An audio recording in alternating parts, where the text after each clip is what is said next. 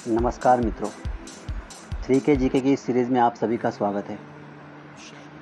मित्रों, आज की इस वीडियो में हम भगवान शनिदेव के बारे में संपूर्ण जानकारी प्राप्त करेंगे। तो मित्रों, जैसा कि आप जानते हैं कि परमपिता ब्रह्मा जी के पुत्र महर्षि मरीचि जी हुए और महर्षि मरीचि जी का विवाह देवी संभूति जी से होता है, जिनसे इन्हें ऋषि कश्यप जी नामक पुत्र प्राप्त होते हैं।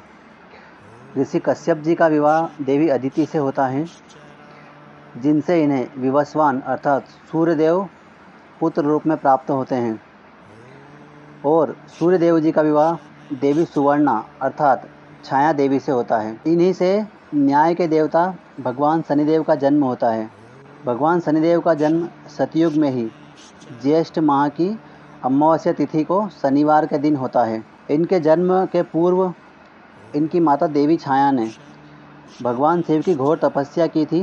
तेज गर्मी और धूप के कारण देवी छाया के गर्भ में ही बालक का रंग श्याम वर्ण का हो गया था, परंतु इस तप के प्रभाव से बालक गर्भ में ही अद्भुत व अपार शक्ति प्राप्त कर लेता है।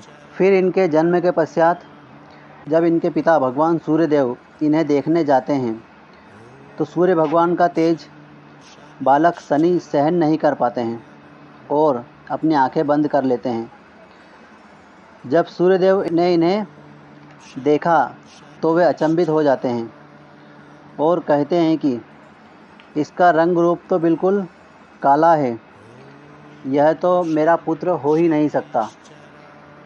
देवी छाया ने इसका कारण भी सूर्यदेव को बताया, परंतु उन्होंने मानने से इनकार कर दिया।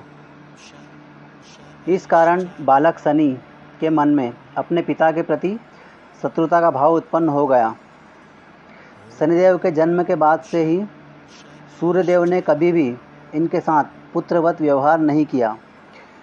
इस वजह से शनिदेव ने भी भगवान शिव की घोर कठोर तपस्या की और भगवान भोलेनाथ को प्रसन्न किया। जब भगवान शिव ने शनिदेव को वरदान मांगने के लिए कहा तो शनिदेव ने कहा कि मेरे पिता सूर्य नारायण ने मेरा और मेरी माता का सदैव तिरस्कार किया है। उन्होंने मेरी माता को सदा अपमानित किया है, इसलिए आप मुझे ऐसा वरदान दें कि मैं उनसे भी अधिक शक्तिशाली व पूजनीय बनूं।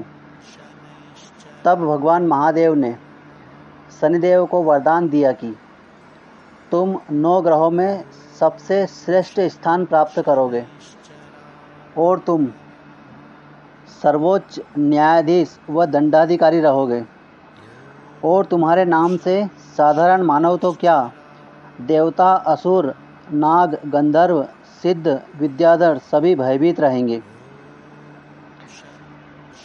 उसके बाद जब शनिदेव युवावस्था में आते हैं तो उनका विवाह दक्ष प्रजापति की पुत्री देवी दामिनी जी से होता है और इनका दूसरा विवाह चित्ररथ की पुत्री देवी मांदा से होता है। ब्रह्म पुराण के अनुसार शनिदेव भगवान कृष्ण के अनन्य भक्त थे। वे अपना अधिकांश समय कृष्ण भक्ति में ही व्यतीत करते थे। शनिदेव की दोनों पत्नियां भी परम प्रतिव्रता और तेजस्वी थी, परंतु शनिदेव के विवाह के बाद भी सारा दिन भगवान कृष्ण की आराधना में लगे रहते थे। एक रात्रि शनिदेव की पत्नी देवी दामिनी ऋतु स्नान करने के पश्चात संतान प्राप्ति की कामना लिए शनिदेव के पास आती है, लेकिन ध्यान में मग्न शनिदेव उनकी ओर देखते भी नहीं, तो इसे अपना अपमान समझकर देवी दामिनी शनिदेव को श्राप देती है कि तुमने मेरी तरफ नज़र उठाकर भी नहीं देखा, जाओ आज से आप जिसकी ओर भी नज़र उठाकर देखोगे उसका सर्वनाश हो जाएगा। इतना कहते ही शनिदेव का ध्यान टूट जाता है और वे अपनी गलती के लिए देवी दामिनी जी से क्षमा मांगते हैं और उन्हें मनाते हैं। बाद में देवी दामिनी को भी अपनी गलती का एहसास होता है परंतु उन्होंने जो श्राप दिया था उसको निष्फल करने की शक्ति देवी दामिनी के पास नहीं थी। इस कारण शनिदेव अपनी नज़र सदैव झुकाकर चलते हैं ताकि अकारण किसी का भी कोई अनिष्ट ना हो जाए। फिर बाद में शनिदेव की 2 संतानें हुई थी। देवी दामिनी से इन्हें नीलिमा तथा देवी मांदा से इन्हें मांदी नामक पुत्रियां प्राप्त हुई थी। मित्रों, अब हम जानते हैं भगवान शनिदेव के वाहन के बारे में। वैसे तो आमतौर पर शनिदेव की 2 सवारी हैं, नंबर 1 भैंसा और नंबर 2 काक अर्थात कौवा। परंतु पुराणों में इनकी 9 सवारियों का उल्लेख मिलता है, जो कि इस प्रकार है।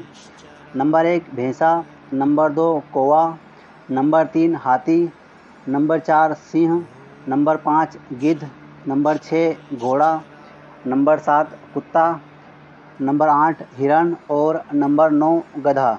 तो ये है शनिदेव की सवारियाँ अर्थात इनके वाहन। और मित्रों, आगे अब हम जानते हैं कि शनिदेव को तेल क्यों चढ़ाया जाता है। तो मित्रों, पौराणिक कथा के अनुसार एक बार शनिदेव को अपने बल पर अहंकार हो गया था और वे स्वयं को सबसे शक्तिशाली समझने लगे थे। इसी घमंड और अहंकार में आकर शनिदेव ने हनुमान जी से युद्ध करने की सोची, क्योंकि वे युद्ध जीतकर तीनों लोकों में सबसे बलवान शक्तिमान बनना चाहते थे। इसलिए शनिदेव जी हनुमान जी से मिलने के लिए आते हैं।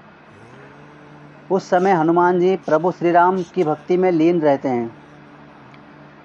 शनिदेव ने बाहर से हनुमान जी को आवाज़ लगाई, परंतु राम भक्ति में लीन होने के कारण हनुमान जी ने उस ओर ध्यान नहीं दिया।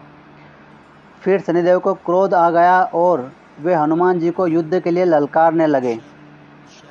फिर जब हनुमान जी की साधना पूरी हुई तो वे बाहर आए। तब शनिदेव जी ने हनुमान जी को बहुत भला बुरा कहा और युद्ध के लिए ललकारने लगे, परंतु हनुमान जी ने उन्हें समझाया कि अकारण तुम मुझसे युद्ध क्यों करना चाहते हो, हमारी और तुम्हारी तो कोई शत्रुता भी नहीं है। परंतु शनिदेव ने हनुमान जी की एक ना सुनी और फिर दोनों में घमासान युद्ध होने लगा। इस युद्ध में लड़ते लड़ते शनिदेव बुरी तरह घायल हो गए और अंततः हनुमान जी से युद्ध हार गए। युद्ध में घायल होने के कारण शनिदेव को अत्यधिक पीड़ा हो रही थी। तब हनुमान जी उनकी पीड़ा को कम करने के लिए उनके घावों पर तेल लगाते हैं, जिससे शनिदेव की पीड़ा समाप्त हो जाती है। फिर शनिदेव ने भगवान हनुमान से माफ़ी मांगी और हनुमान जी को वचन दिया कि आज के बाद कभी भी मैं उनके भक्तों को कष्ट नहीं पहुंचाऊंगा और उन पर सदा कृपा बनाए रखूंगा, और जो भी भक्त मुझ पर सच्चे मन से तेल चढ़ाएंगे उनकी सभी मनोकामनाएं पूर्ण करूंगा। इसके बाद रामायण काल में त्रेता युग में जब रावण ने सभी ग्रहों को बंदी बना लिया था और रावण ने अपने अहंकार के चलते शनिदेव को उल्टा लटका दिया था, उस समय हनुमान जी माता सीता की खोज में लंका में गए थे और वहाँ पर पूरी लंका नगरी को अपनी पूंछ से जला दिया था। उसमें बाकी सभी ग्रह तो आज़ाद हो गए थे, परंतु शनिदेव उल्टा लटकने के कारण मुक्त नहीं हो पाए थे। फिर हनुमान जी ने शनिदेव जी को आज़ाद कराया था और उल्टा लटकने के कारण शनिदेव के शरीर में अत्यधिक पीड़ा हो रही थी। तब हनुमान जी ने उनके शरीर पर तेल से मालिश की थी, जिससे शनिदेव को आराम मिला था। तभी से शनिदेव पर तेल चढ़ाया जाता है। तो मित्रों, यह थी जानकारी न्याय के देवता भगवान शनिदेव के बारे में। मित्रों, यदि यह जानकारी आपको अच्छी लगी हो तो वीडियो को लाइक करें और ऐसी ही अन्य जानकारी प्राप्त करने के लिए चैनल को सब्सक्राइब करना ना भूलें। 3K GK सीरीज़ देखने के लिए आपका धन्यवाद। जय शनिदेव।